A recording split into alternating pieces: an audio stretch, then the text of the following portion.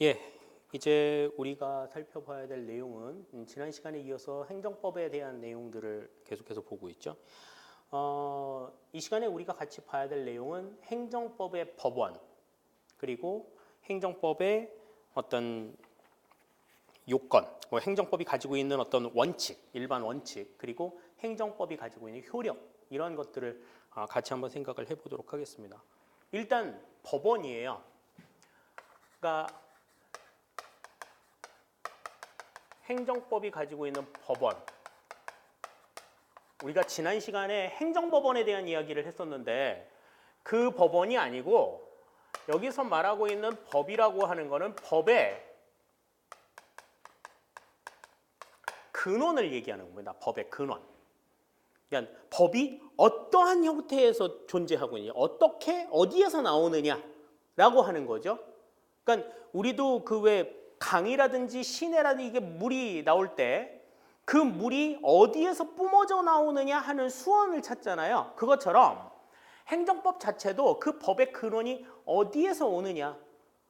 우리가 앞 시간에 이야기한 바와 같이 성명문화된 어떤 규정을 바탕으로 해서 나온다라고 이야기를 했었잖아요. 그러면 그 법의 존재 형식이 어떻게 이루어져 있느냐 하는 겁니다. 그러니까 이 행정법의 법원이라고 하는 거는 행정법의 존재 형식, 존재 형태, 이런 거를 우리가 이야기하는 거라고 볼 수가 있겠죠. 그러니까 이거는 이제 비단 행정법뿐만이 아니고 모든 법의 존재 형태, 이걸 여러분들이 이해를 하시면 행정법의 존재 형태도 같이 이해를 할 수 있지 않을까라는 생각이 듭니다.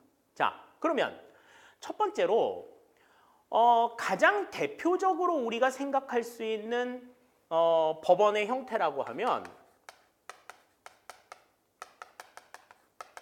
성문법과 불문법이 있죠. 그러니까 이 성문법이라고 하는 거는 이제 마그나카르타가 처음으로 등장하기 한 이후, 그 이후의 이제 내용인데, 이거는 법규가 내용이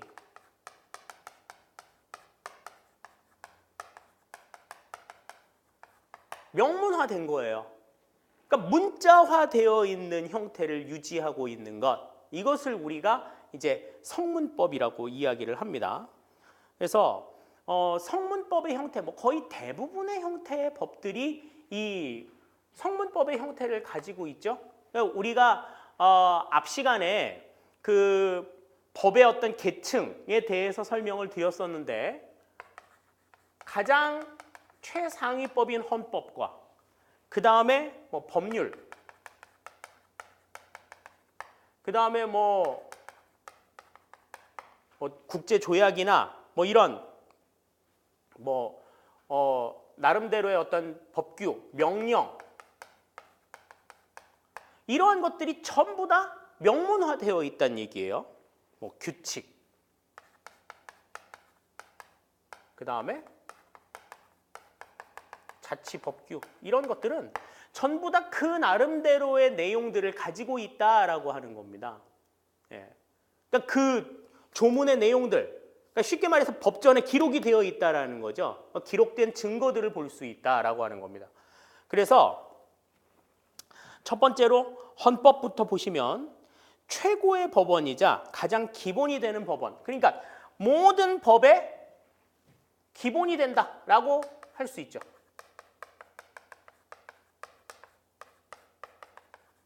기본이 되고 기준이 되는 그러한 형태가 바로 이 헌법이다. 그러니까 법률도 그렇지만 조약도, 명령도, 규칙도, 자치법규도 각각의 상위법을 다 기준으로 해가지고 만들어집니다마는 그 상위법의 최고는 헌법이다. 그러니까 헌법 아래에 있는 모든 하위법들은 전부 다 헌법에 의해서 만들어진 것이다. 헌법을 바탕으로 만들어진 것이다. 이렇게 생각을 할 수 있다라는 것이죠. 자, 다음에 이제 두 번째 법률이라고 하는 거는 어떤 성질을 가지고 있어요? 이 법률은 의회에서 제정한다라고 하는 특징을 가지고 있다. 요 앞 시간에서도 설명을 드린 바가 있습니다. 그러니까 의회를 통해서 이 법률이라고 하는 것은 창출이 된다. 하는 것들을 생각할 수 있고 모든 행정법의 가장 중요한 법원이다. 그러니까 행정법이 여기에 포함이 된다. 그러니까 이 행정법이라고 하는 것은 법률이기 때문에 이것 자체도 의회에서 만들어지는 것이다. 이렇게 우리가 판단을 한다는 것이죠. 다음에 이제 조약이나 국제법규 같은 조약 같은 경우에는 지금 국가 간 또는 국가와 국제기구 간의 어떤 합의 이러한 내용이죠. 그러니까 이런 건 뭐가 해당이 되겠어요? 가장 대표적인 게 이제 FTA 같은 게 조약이죠. 국가와 국가 간에 무역을 하기 위해서 어떻게 협정을 맺는다든지 이런 것들이 이제 여기에 해당이 되는 겁니다. 그래서 이거는 이제 국가 간 합의가 이루어지는 내용이 될 수가 있고요.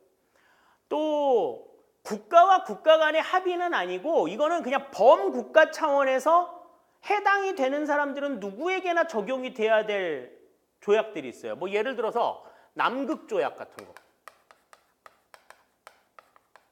남극조약이라고 하는 건 뭐냐? 남극을 이용하는 거. 남극 누구나 이용할 수 있지만 남극을 이용하려고 하면 반드시 학술이나 연구 목적으로만 활용을 해야지 영리 목적이나 다른 목적으로 기타의 목적으로 이 남극을 활용할 수 없다라고 하는 조약이 체결이 돼 있어요. 이거는 우리가 당사자로서 체결을 한 조약은 아니야.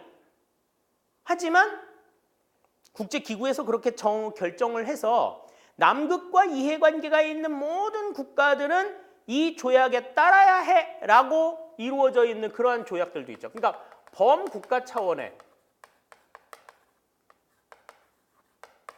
조약들도 있다. FTA 같은 경우에는 우리나라와 유럽, 우리나라와 미국, 우리나라와 칠레 이렇게 FTA를 체결하면 그 나라끼리만 서로 통용이 되는 거죠. 우리나라하고 미국하고 조약 체결해서 이렇게 하기로 했으니 너네들도 그렇게 해.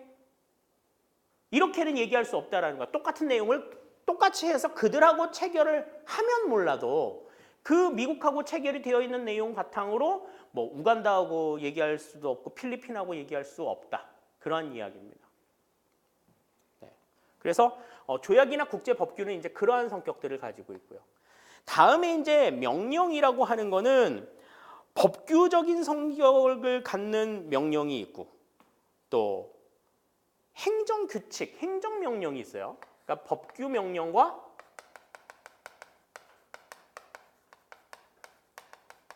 행정명령이 있다. 그러니까 법규 명령이라고 하는 거는 법규의 성격을 갖는 명령이다. 우리가 이렇게 이제 이야기를 합니다. 그래서 대통령의 긴급명령, 긴급재정경제명령, 긴급재정경제명령이라고 하는 건 대표적인 게 앞 시간에 예로 들었던 그 김영삼 대통령이 금융실명제 실시하겠다라고 하는 게 이제 긴급재정경제명령이었거든요. 그런 것들이 있고 대통령령, 총리령, 부령, 중앙선거관리위원회 규칙, 대법원규칙, 중앙노동위원회 규칙 이런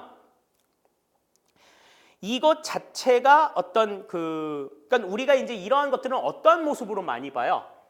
그 법규 명령 같은 경우 어떤 법률에 대한 시행령으로 많이 보죠. 시행령. 이거를 이렇게 시행할 거다라고 하는 시행령의 형태로 많이 보게 됩니다.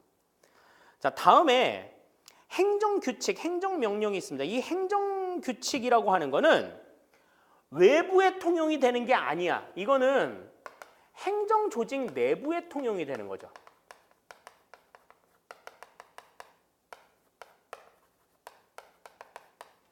행정조직 내부에 통용이 되는 명령을 우리가 행정명령이라고 이야기를 한다. 그래서 명령이라고 하는 건 이렇게 이제 두 가지 형태로 생각을 할 수 있다 하는 걸 보시면 되겠고요. 다음에 규칙도 행정규칙 같은 경우에도 똑같은 개념을 생각해요. 명령이나 규칙은 이제 똑같이 법규적인 형태를 가지고 있는 것과 행정조직 내부에 통용이 되는 규칙들이 있다. 규칙도 똑같이 우리가 생각을 하시면 되겠습니다.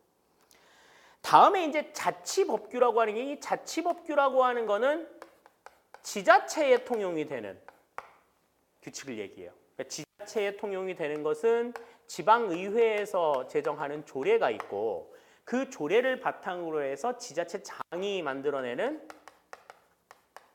규칙이 있죠. 이것을 이제 우리가 자치법규라고 이야기를 한다. 또 지방교육청에서 지방교육감이 만들어내는 뭐 교육규칙도 이 자치법규에 포함이 된다. 이렇게 생각을 할 수 있어요. 이 여러 가지 지금 그 법률의 내용들을 봤는데, 법령의 내용들을 봤는데 이 법령들의 공통점들은 전부 다 뭐다? 명문화된 조문들이 있다라고 하는 거예요. 그러니까 여러분들이 이제 뭐 법제처라든지 아니면 포털 사이트에서 관련된 법령에 대한 내용들을 검색하시면 그 법 조문들이 그대로 쫙 나올 수 있는 것들이라는 거죠. 이 범위 내에 있는 건. 자, 그런데 성문법들은 다 이렇게 할 수 있는데 그렇지 못한 것들이 바로 뭐다? 지금 여기 나와 있는 불문법이라고 하는 거. 이거는 명문화되어 있지 않은 거야. 그러니까 이거는 뭐 반복된 습관이나 행동 이런 것들이 쌓이고 쌓여가지고 그냥 응당 이런 때는 이렇게 하는 거야 라고 법처럼 인식이 되고 있는 형태의 규범들을 이야기하는 겁니다. 그러니까 뭐 예를 들어서 인사하는 법 같은 경우에는 뭐 그걸 이제 뭐 문화라고도 이야기를 합니다만은 이게 지역마다 사람들마다 다 다르잖아요. 국가마다 다 다르잖아요. 인사법 같은 것들이. 예. 그러면 그러한 것들은 뭐 인사를 어떻게 한다. 이게 규정이 되어 있는 명문화된 법은 없지만 우리 지역에서 인사는 그 사람에 대한 상대방에 대한 공손한 마음을 담아서 이렇게 한다라고 하는 것은 그냥 습관처럼 굳어져 있는 그러한 어떤 행동들이란 말이죠. 계속해서 이어져 오던 반복된 행동들이다. 그래서 그와 관련된 내용들이 이제 뭐가 있느냐? 첫 번째로 관습이 있습니다. 이제 이거를 뭐 이제 관습법이라고도 이야기를 하는데 사실 이 관습법이라고 이야기하게 된 것은 그 2004년도죠. 2004년도에 그 행정수도 이전과 관련해서 그러니까 참여정부 시절에 행정수도로 이전하는 그 문제 자체를 헌법재판소가 위헌 판결을 내면서 대한민국의 수도가 서울이다라고 하는 명문화된 규정은 없지만 대한민국의 수도가 서울이라고 하는 것은 이거는 모든 국민들이 관습적으로 이해하고 있는 관습법에 해당이 된다라고 판결을 내리면서 이제 이 관습이라고 하는 것 자체 법이라고 하는 걸 붙인 건데 사실 이 관습이라고 하는 말에 법을 붙이는 거는 조금 웃겨요. 웃기는 행동입니다. 그러니까 행정적인 영역에서 뭐 지금 여기 나오면 국민 사이에 장기적으로 계속적인 관행이 반복되고 그 관행이 이 국민 일반에게 법적 확신을 얻어서 법적 규범으로 승인된 것이다. 뭐 이렇게 얘기를 하는데 사실 우리가 앞 시간에서도 배웠습니다만은 모든 행정들은 전부 다 법률에 의해서 이루어지잖아요. 그죠?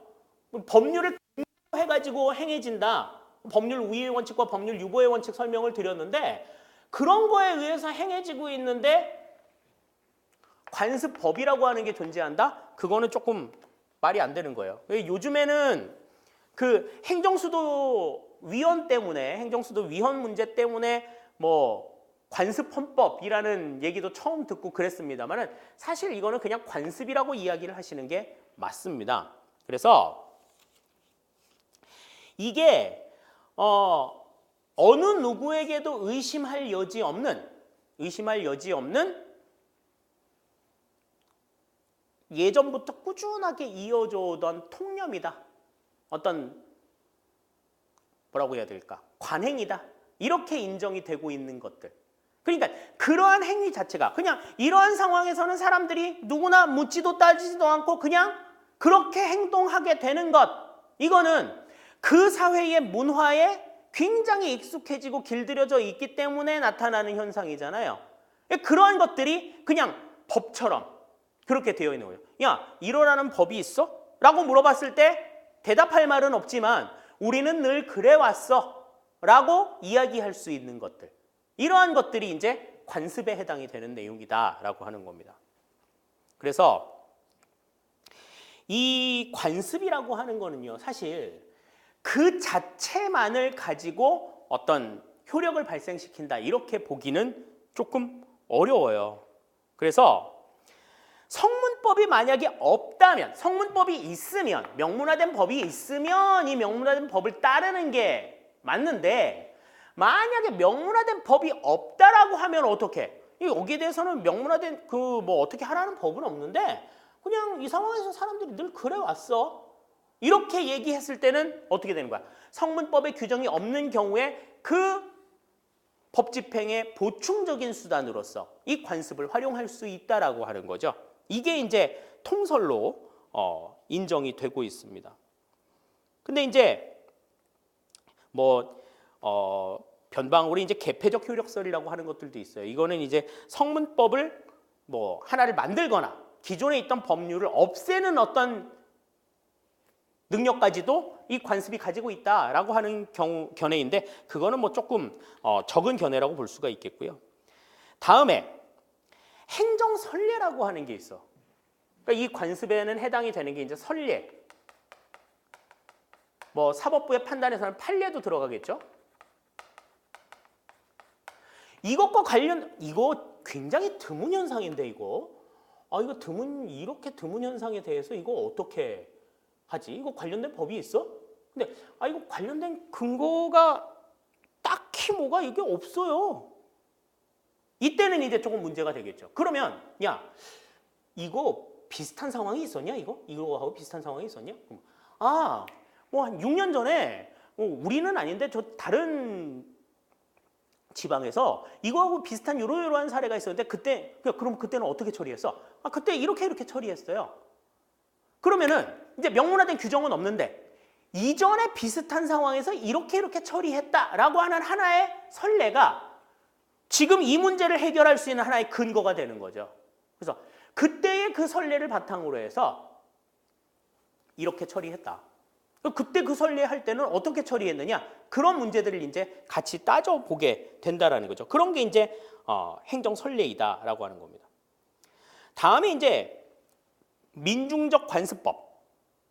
민중적 관습법이라고 하는 건 사람들 사이에 오랫동안 관행처럼 굳어져 있는 형태의 관습이라는 거죠. 그러니까 그때 헌법재판소에서 얘기했던 관습헌법이라고 하는 것, 대한민국의 수도가 서울이다라고 하는 거는 오랜 관행에 따른 관습헌법이다라고 이야기하는 이 내용 자체가 이 민중적 관습법의 형태를 가지고 있다라고 보는 겁니다. 이거 자체를 이제 법이라고 이야기를 하는 것도 조금 웃겨요. 자, 다음에 아까도 설명한 대로 판례가 있습니다. 그러니까 판례.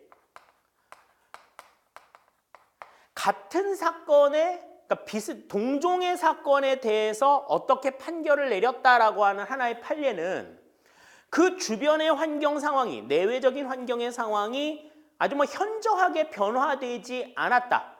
그것이 이제 이 행위 자체에 영향을 미칠 만한 그러한 어떤 큰 변화가, 그러니까 영향을 미칠 만한 큰 변화가 일어나지 않는 이상은 이 판례에 따르도록 되어 있죠.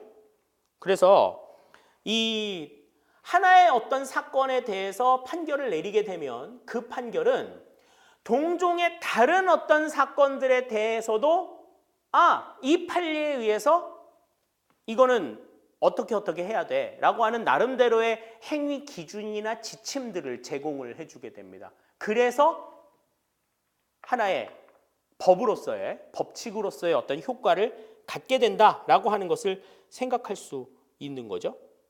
그래서 우리나라에서는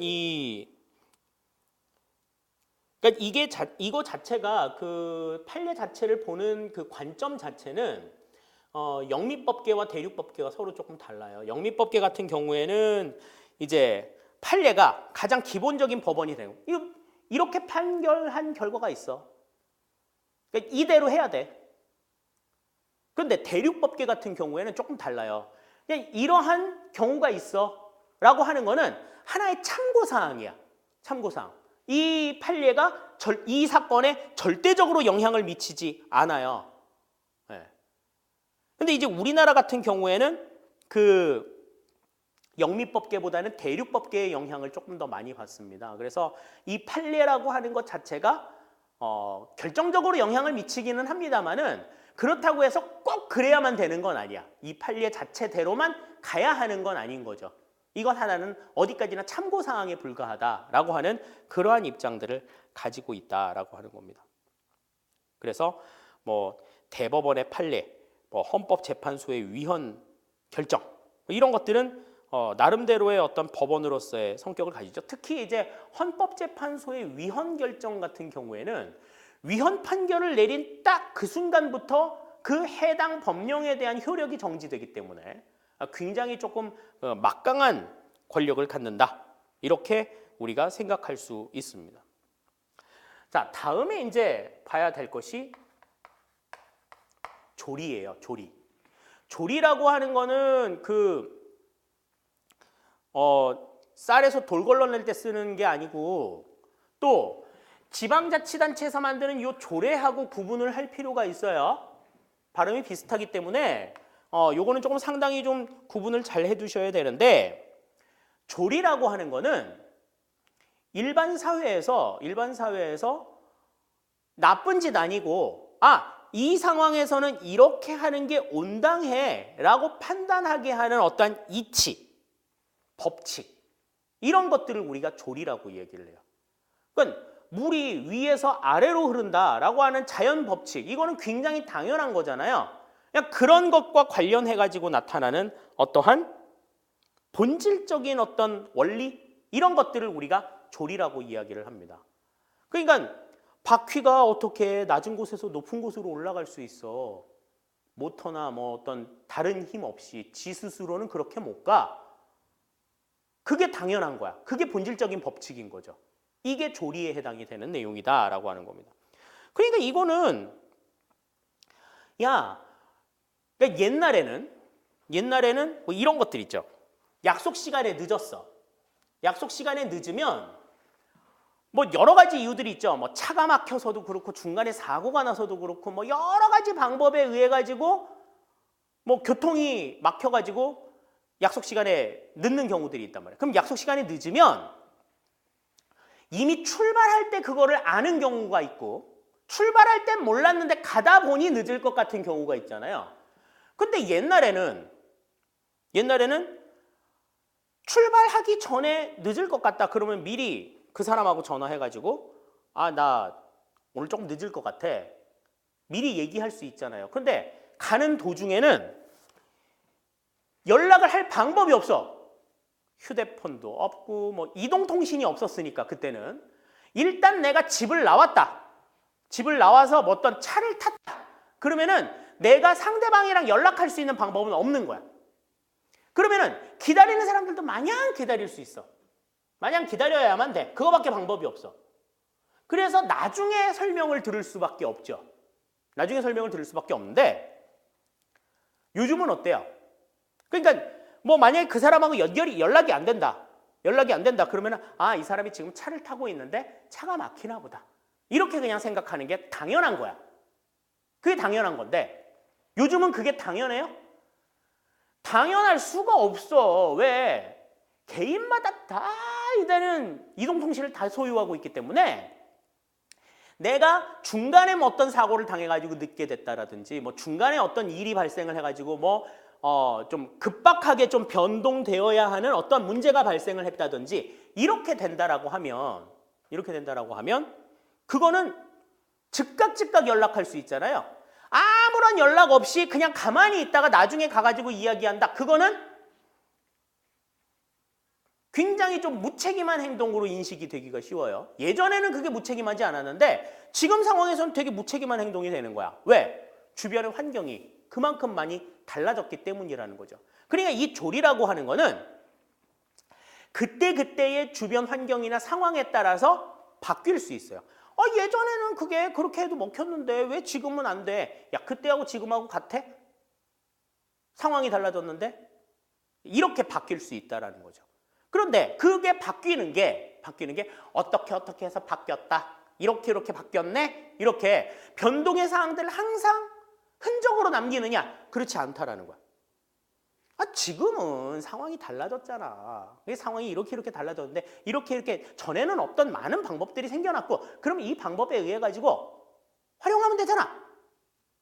이렇게 그냥 일깨워주는 수준으로 끝이 나게 된다라는 거죠. 그러니까 이게 단일한 법전도 없고 뭐 어떤 법규 내용 자체의 어떤 하자나 뭐 이런 것들이 굉장히 많은 경우에는 이 조리, 본질적인 상황에 따라서 그 상황에서 그러면 어떻게 하는 게 최선이었겠나? 이렇게 하는 것이 최선이었을 것 같아요. 그런데 그러한 책임을 다하지 않았습니다. 이러한 것들에 의해서 판단을 내릴 수 있다라고 하는 거죠. 조리라고 하는 것은 이제 그런 의미에서 생각할 수 있다. 그래서 우리가 이제 이따가 봐야 될 행정법의 어떤 지금 일반적인 원칙 이런 것들이 바로 이 조리의 내용으로 파악이 될 수 있는 거예요. 그러니까 이러한 원칙들 어떻게 해야 한다라고 하는 거는 이게 지금 상황에서 가지고 있는 하나의 불문법적인 내용이다. 이렇게 생각을 할 수 있겠습니다. 자, 그러면 조리와 이제 연계해가지고 행정법이 가지고 있는 그러면 일반적인 원칙은 어떤 원칙들이 있는가 하는 것들을 한번 생각을 해보죠. 자, 첫 번째, 행정법은 평등의 원칙을 가지고 있다. 자, 평등의 원칙이라고 하는 건 뭐예요? 평등의 원칙이라고 하는 건 행정기관이 행정작용을 하면서 모든 국민을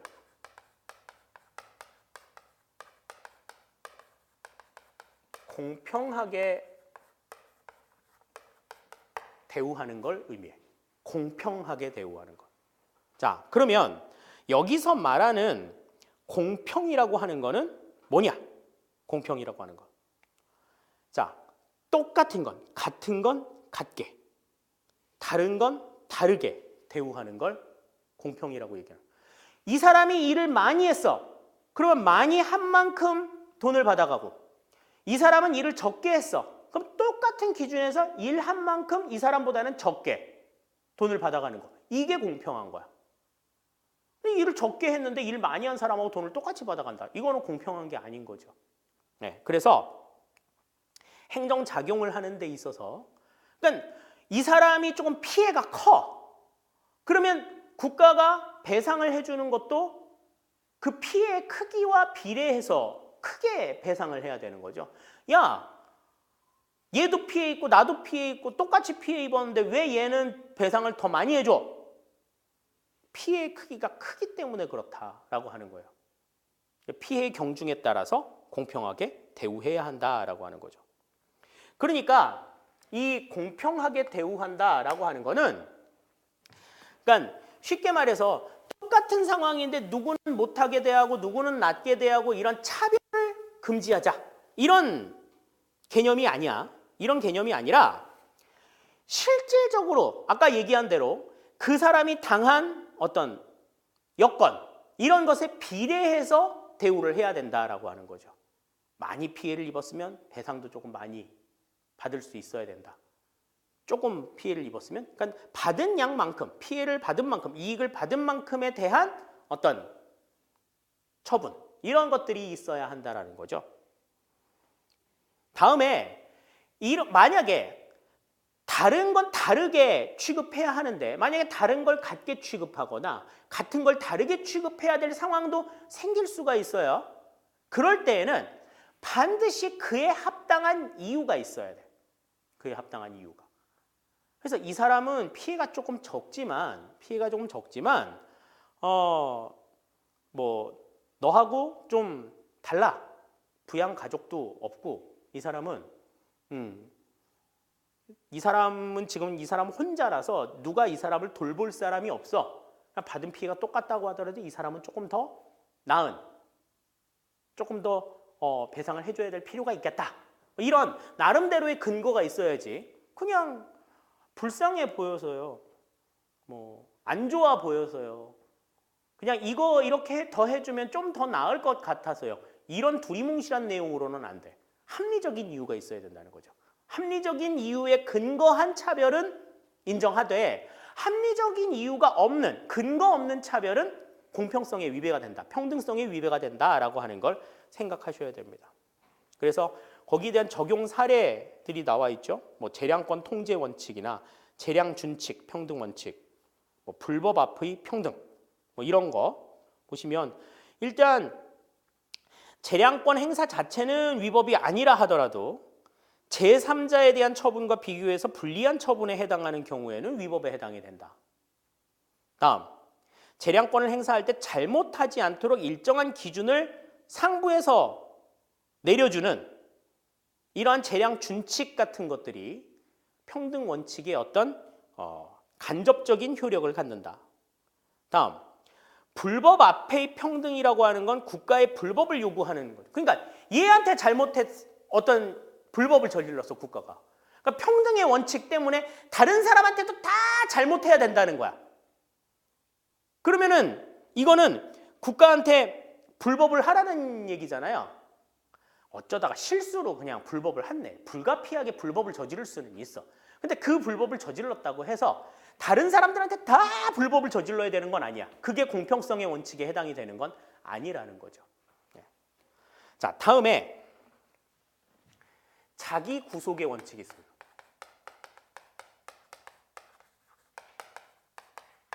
자, 자기 구속의 원칙이라고 하는 건 자, 같은 사안에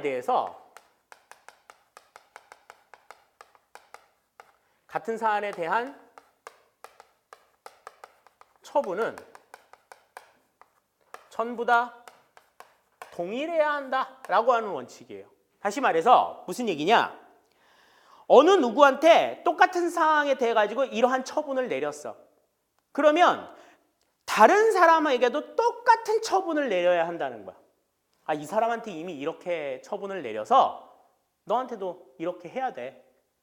스스로를 구속하는 거야. 내가 이 사람한테 어떤 행동을 하고 다른 사람한테 다르게 할 수 있지. 할 수 있는데 이미 그 사람에게 내가 내린 처분에 스스로 구속이 되는 거예요.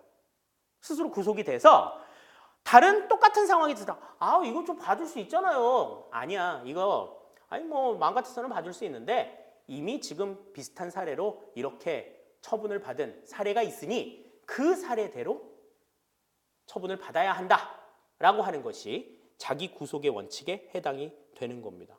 그래서 이것 자체도 평등의 원칙에 기반이 되어서 나오는 내용이라고 볼 수가 있어요. 자기 구속의 원칙도.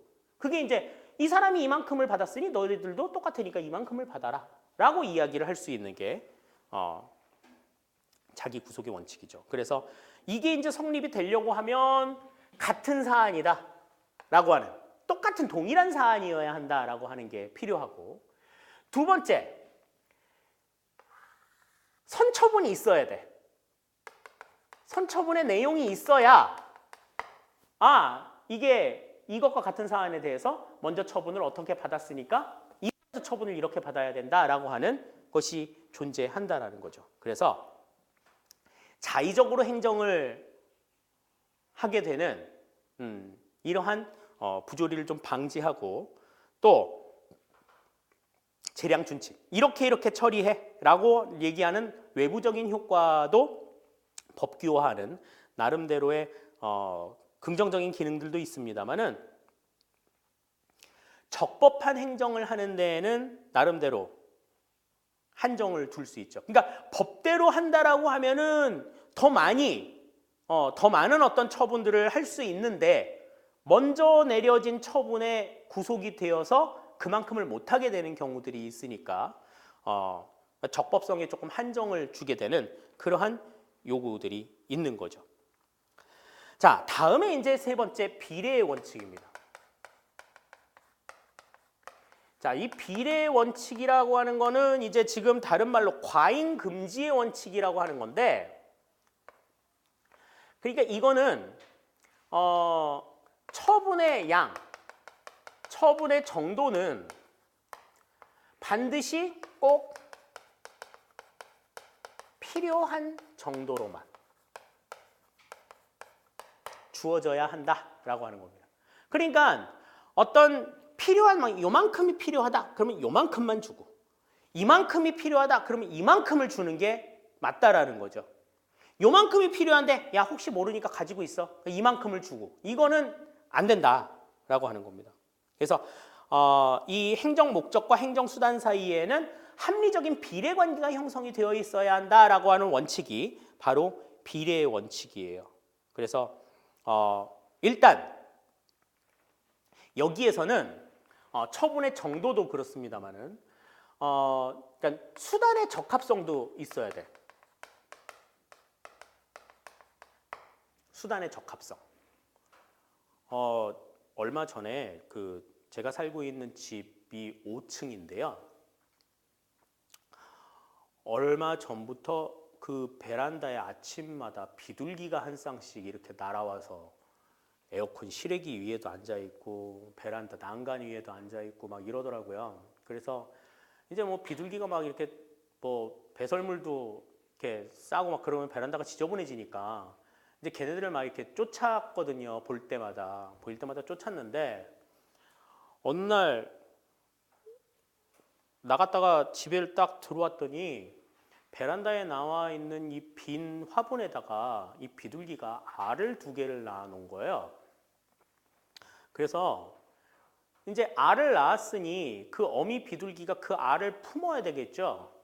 그래서 지금 한 열흘 채 안 됐는 열흘 정도 지난 것 같은데 그 화분에 그 어미가 계속해서 알을 품고 앉아 있습니다. 지금 아주 죽겠어요. 그래서 이 비둘기를 어떻게 쫓아내나 이거에 대해서 막 이게 인터넷 검색도 하고 찾아보고 그랬는데 뭐 많은 방법들이 있더라고요. 비둘기를 쫓아낼 수 있는 방법, 비둘기가 이 베란다로 오지 못하게 하는 여러 가지 방법들이 있더라고요. 그래서 우선 지금 알을 품고 있으니 새 생명이 나오는 귀한 시기니까 걔네들을 내쫓는 건 너무 좀 야박하고 그래서 이제 그 알들이 이제 깨서 이제 아기 비둘기들이 이제 나왔을 때 걔네들이 이제 날 수 있을 정도가 되면 이제 걔네들 보내고 이제 우리는 이제 못하도록 다시 걔네들이 오지 못하도록 좀 막아야 되겠다 그렇게 생각만 하고 있는데 만약에 이 비둘기가 오는 걸 막기 위해서 뭐 여러 가지 방법들이 있더라고요. 난간에다가 뭐 이렇게 케이블 타이 같은 거를 이렇게 세워가지고 이렇게 비둘기가 앉지 못하도록 한다. 뭐 이런 뭐 여러 가지 은박지 같은 것들을 이렇게 싸가지고 이렇게 햇빛에 비치면 비둘기가 안 온다. 뭐 여러 가지 방법들이 있더라고요. 근데 이제 만약에 비둘기가 너무 싫어. 그래가지고 그 난간에다가 막 이렇게 전류를 흐르게 해놓는다든지 그러면 이제 비둘기가 앉자마자 막 이렇게 감전돼서 죽고 막 그럴 거 아니에요. 이거는 좀 너무 지나치다라는 거지. 그러니까 비둘기가 난간에 앉지 못할 정도로만 처분을 내리는 건 괜찮아. 근데 막 비둘기가 죽도록 만든다든지 비둘기가 막 앉으면은 다리몽둥이가 부러지게 막 해놓는데 막 이게 쥐덫 같은 거 놔둬가지고 막 이렇게 탁 앉자마자 이렇게 탁 물어가지고 이렇게 다리몽둥이가 똑 부러지게 만들어가지고 그냥 다시는 그냥 이렇게 걷지도 못하고 막 이렇게 만들어 버린다든지 이러면은 이제 안 된다라는 거죠. 행정처분도 마찬가지야. 행정처분도 만약에 뭔가를 단속하고 규제를 해야 된다 그럴 것 같으면은 그것만 못할 정도로 만들어 놔야 된다라는 거지 그 이상으로 뭔가를 해서는 안 된다라는 거예요. 그러니까 뭐 음주운전을 못하게 하기 위해서 수시로 뭐 이렇게 음주 측정도 하고 뭐 이렇게 하는 거는 바람직하지만 이 사람이 음주운전을 한다. 그러니까 얘씨 안 돼. 그러니까 얘 발목까지를 묶거나 뭐 그래가지고 이렇게 한 발로만 이렇게 통통 다니게 만든다든지 뭐 이런 식으로 해서는 곤란하다는 거죠. 그러니까 딱 그 알맞은 수단을 적용해야 된다라고 하는 수단 적합적인 원칙이 있고요. 두 번째, 만약에 이 사람에게 적합한 수단을 줬다고 하더라도 이게 만약에 피해가 불가피하다. 그러면 피해는 반드시 최소화해야 한다. 라고 하는 원칙이 있어요. 피해는 최소화해야 된다. 그리고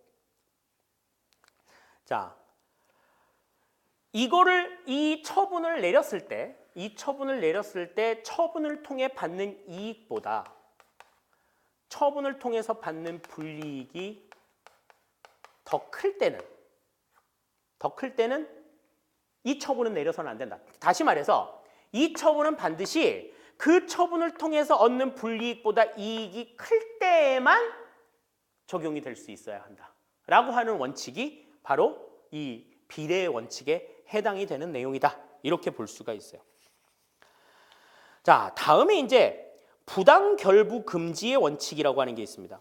이 부당결부 금지의 원칙이라고 하는 거는 자, 행정권을 발동하는 데 있어서 그 일과 관계없는 다른 일을 결부시켜가지고 처분을 내려서는 안 된다는 얘기예요. 그러니까 예를 들어서 어떤 건물을 하나 지었는데 그 건물이 위법한 건물이야. 그러니까 뭐 건물 증축을 했는데 옥상에다가 무슨 이렇게 그 조립식 건물로 이렇게 증축을 했는데 그 증축이 위법해. 그러면 야, 저 건물 저거 위법한 거잖아. 저거 빨리 철거해. 라고 계도는 할 수 있어. 계도는 할 수 있고 나중에 뭐 그래도 계속하고 있다. 그러면 그 건물 자체만 철거할 수는 있어요. 그런데 제가 저거를 안 해? 저거를 지금 안 치워? 그럼 그래, 네가 치우나 안 치우나 보자. 그러고서는 그 건물에 향하는 수도도 끊고 전기도 끊고 가스도 끊고 막 이래. 그거는 그 건물 증축한 거랑 상관이 없잖아. 그런 식으로 해서는 안 된다라는 거죠. 우리 왜 사람들은 막 다 그렇게 하잖아. 부당결부 하잖아. 막 애가 돈을 막 많이 써.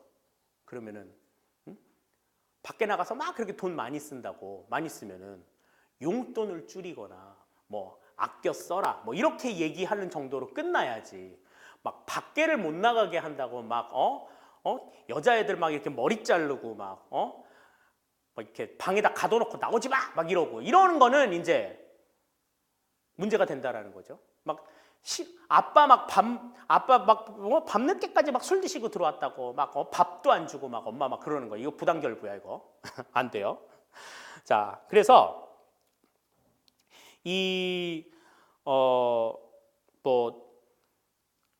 그 일과 관련된 일은 딱 그 일에 관해서만 처분을 해야지. 그것과 연계되어 다른 일들과 결부시켜서는 안 된다라고 하는 겁니다. 그래서 여기 나와 있는 대로 뭐 어떤 수익을 얻는 대신에 너 일정한 대가를 좀 내라.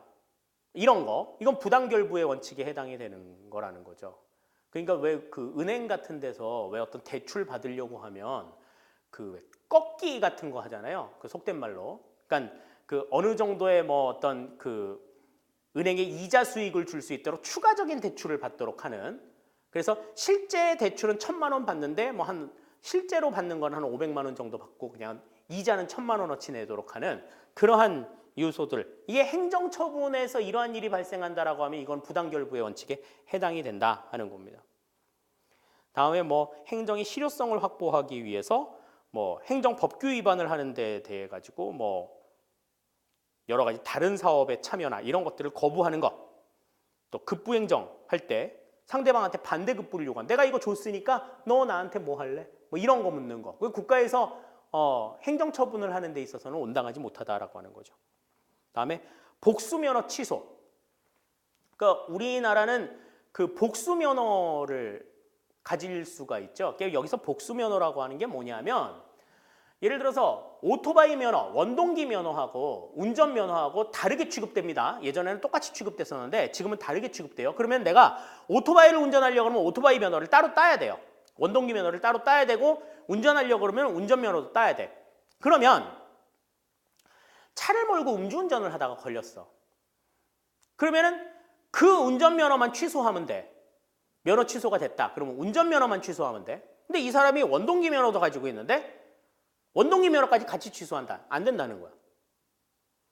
내가 차량을 운전하다가 음주운전 단속에 걸려서 면허 취소가 됐다라고 하면 운전과 관련된 뭐 2종 보통 면허라든지 1종 보통 면허라든지 뭐 운전 면허만 취소해야지 원동기 면허까지 취소하는 건 말이 안 된다.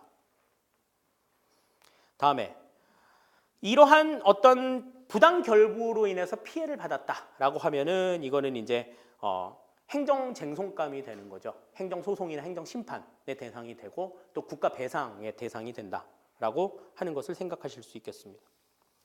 다음에 이제 끝으로 신뢰 보호의 원칙이라는 게 있어요.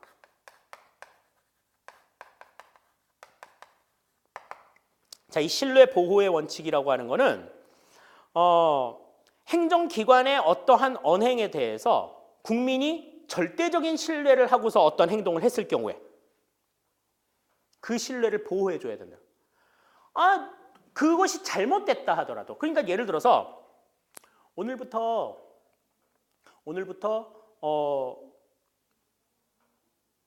대중교통 무료로 타시면 돼요. 무료로 정말요? 무료로 타도 돼요? 그래가지고 무료로 탔어. 무료로 탔는데 왜 무료로 타요? 어저께 동장님이 나한테 와가지고 대중교통 무료로 타도 된다고 그랬어요. 나는 무슨 소리야? 돈 내요. 나 무료로 타야 된다고 그랬는데 지갑에 아무 돈도 안 가지고 왔는데? 그래가지고 이제 무임승차로 만약에 고발이 됐다. 그래서 경찰에서 확인을 해봤더니 동장님이 오셔가지고 나 대중교통 무료로 타도 된다고 얘기했단 말이에요. 근데 이제 사실은 이게 무슨 행정착오나 이런 거에 의해 가지고 잘못 얘기가 됐어. 잘못 얘기가 돼서 무임승차를 하면 안 되는 거야. 그런데 이 사람은 그 말을 정말 철석같이 믿고 무임승차를 하신 거거든. 그러면 어떻게 해야 돼? 그 무임승차로 고발을 할 수 있다 없다? 없다는 거야. 왜? 그 사람이 국가로부터 가졌던 신뢰에 손상이 오는 거죠. 만약에 그 무임승차로 고발을 하게 되면 이거 뒤통수 치는 거 아니야. 그럼 다음에 어떤 국가에서 무슨 얘기를 진짜로? 에이 안 믿어. 지난번에도 나 뒤통수 맞았어. 이렇게 될 수가 있잖아요. 그러니까 만약에 그것이 실제로는 다른 일이라 하더라도 다른 처분의 내용이 실제 적용 내용과 다르다 하더라도 그 처분의 내용에 대한 국민의 신뢰가 정말 절대적이었을 경우에는 그 신뢰를 보호하기 위해서 무임승차 시켜줘야 된다는 얘기입니다. 이게 바로 신뢰의 원칙이에요. 그래서 이거는 이론상의 근거로서는 신의칙설이나 법적 안정성 이런 것들이 있다 하는 것들 여러분들이 읽어보시면 될 것 같고요.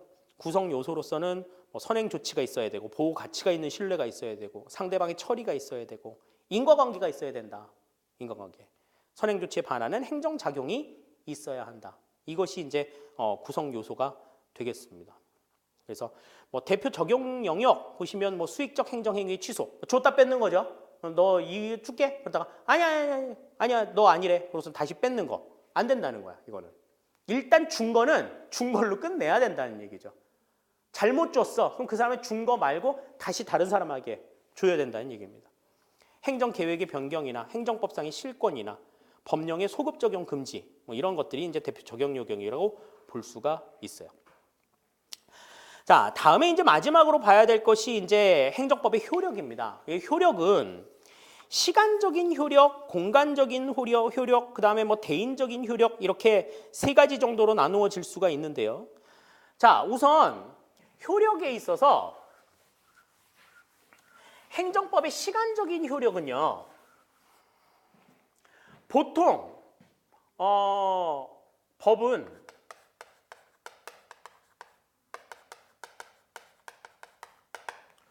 언제부터 효력을 갖게 되느냐? 보통 이제 법이 나오면 시행일이라고 하는 게 나오죠. 시행일로부터 20일 경과 후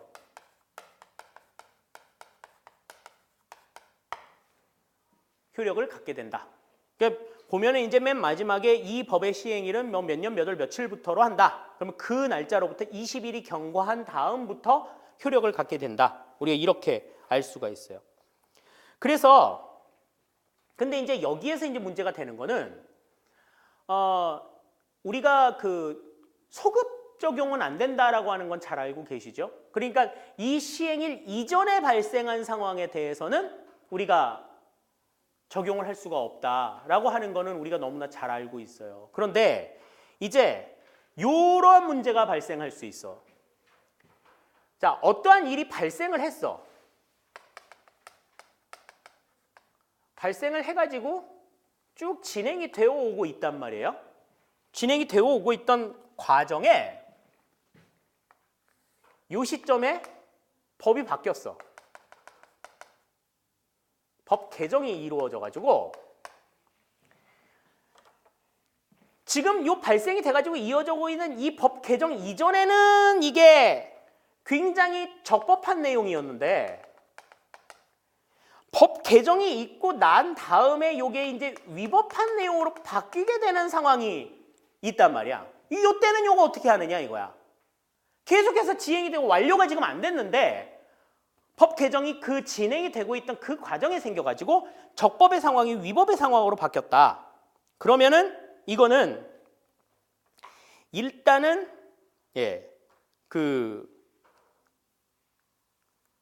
일단은 계속해서 적법한 상황으로 봐야 한다라고 하는 거죠.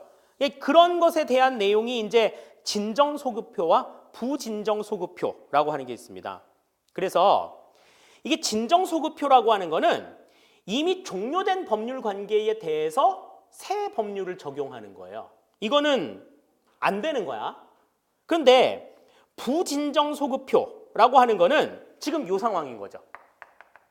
자, 발생일 이전에 게시가 된 사항이지만 법령 시행일까지 완료가 되지 않고서 계속 진행이 되고 있는 사항에 대해서 구 법령에 대한 신뢰의 이익을 보호해줘야 될 경우가 더 큰 경우에는 신법령의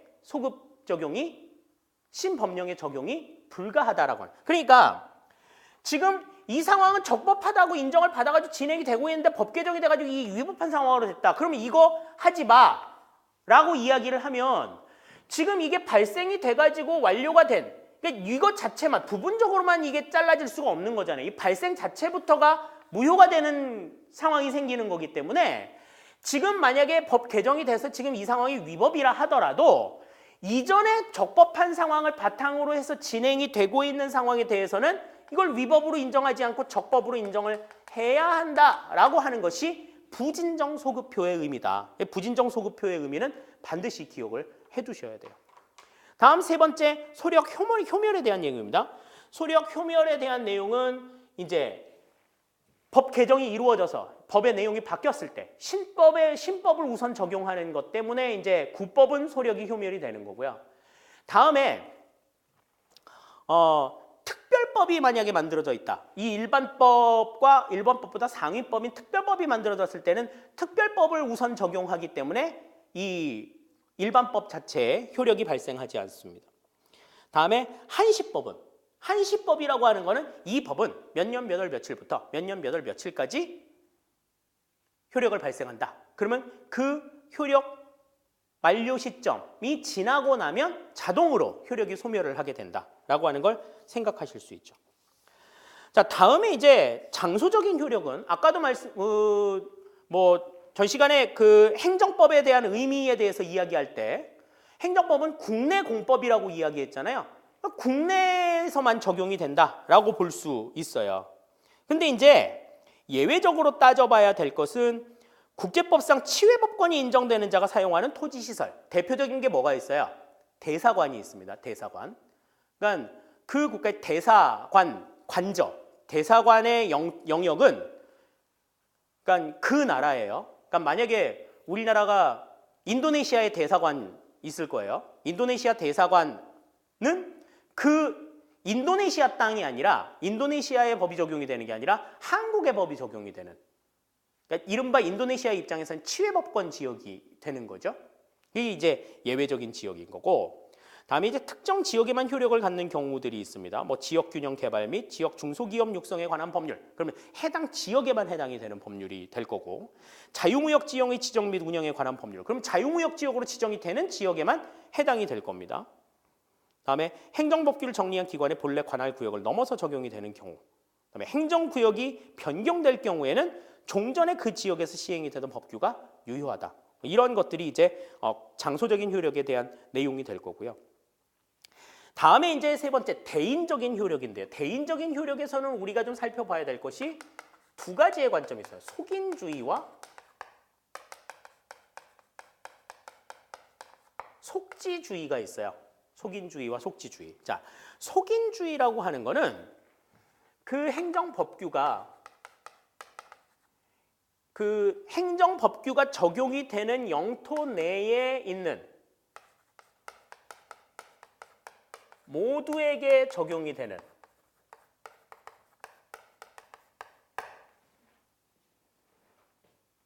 법률이 속인주의예요. 그러니까 그게 속지주의. 이게 속지주의입니다. 영토 내에 있는 모든 사람에게, 땅에 속해 있는 모든 사람에게 적용이 되는 것이 속지주의. 그러니까 영토 내의 거주자 모두에게 적용이 된다. 다시 말해서 이거는 이 거주자의 국적을 불문하는 거야. 그러니까 내국인도 되고 외국인도 모두 되는 거죠. 여기에서 말하는 영토는 뭐가 있어요? 영공이나 영해를 포함하는 개념이에요. 여기서 말하는 영토는. 자, 속인주의는 그 법을 발생시킨 그 국가. 그러니까 행정법규의 당해 국적자에게 적용입니다.